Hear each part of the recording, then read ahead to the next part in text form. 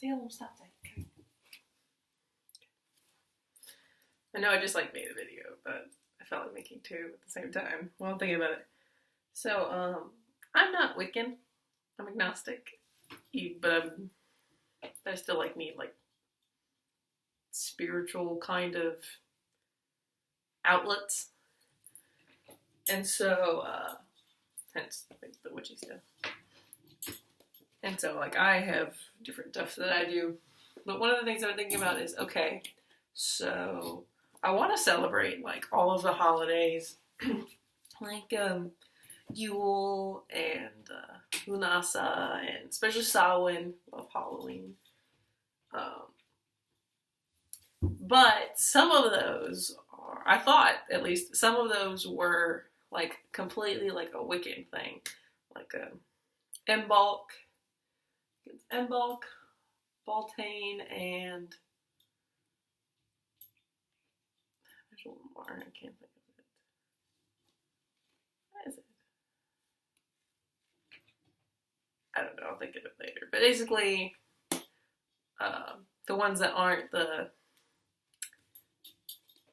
quarters, and then not Samhain, because Samhain's like Halloween. I love Halloween. So I thought that those were like completely like Wiccan religious, the death, life, and rebirth of the horned little god. Well, it's the young god. But I've been reading this little series by what's his name? L something. L's Seventh Essentials. That's her name. I can't say it. And in here, I noticed that in this like intro, she has like an intro. I haven't seen the other one. Well, I've seen the other like physical books, but I haven't like read them. I need to go get those. She has like this like series intro, so I'm assuming that it's in all of them, which would make sense. But she talks about like real quick talks about like what each of them means. She's got the Wheel of the Year in here. What is it? Midsummer has a name. I don't know what I can't remember what it was. Lunasa was the other one. But Midsummer basically is the one I would celebrate. And she's got the Southern Hemisphere one too. But in here she talks about Imbolc, Beltane, Lunasa, and Samhain, which are their cross quarters for the 8-spoked Wheel of the Year. And she mentions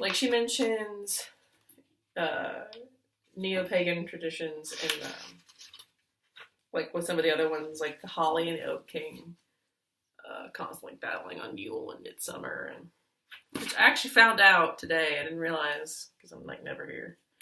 Is I actually have a holly and an oak tree in my backyard, right next to each other. So I thought that was funny because Yule's coming up, and according to this book, I haven't like done extra research, which I need to. Yule is the time when the Holly King and the Oak King battle, and then I think in Yule the Oak King wins, and then Midsummer, which has a name and I can't think of it.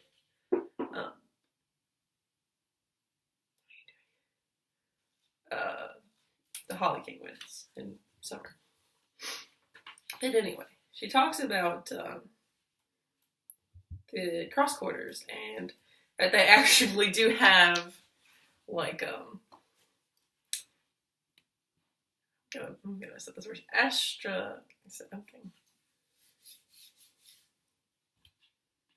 what was that? I don't want to say astrological. The stars, but not astrology, like astronomy. I can't think what the word is. It's like obviously like the quarters, like the equinoxes and the solstices. Those are obvious because it's the solstices and the equinoxes. But here she actually mentions that I think it's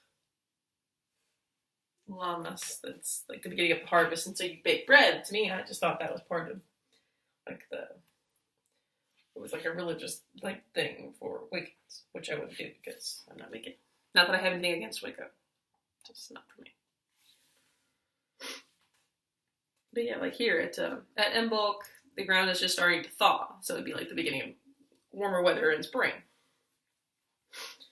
At Embolk, the ground is just beginning to thaw. It's just starting to thaw, signaling that it's time to start preparing the fields for the approaching sowing season. And she goes on. But yeah, I thought that was cool. So maybe we'll actually have a reason to celebrate all 8 things instead of having to make like a weird 5-spoked pentacle wheel of the year. I'm also kind of excited. I mean, I know I'm like pretty newbie when it comes to like witchy stuff. Like I didn't celebrate Samhain this year. Of course, it was on Monday and I had school, but yeah, I haven't like gone really to celebrate one.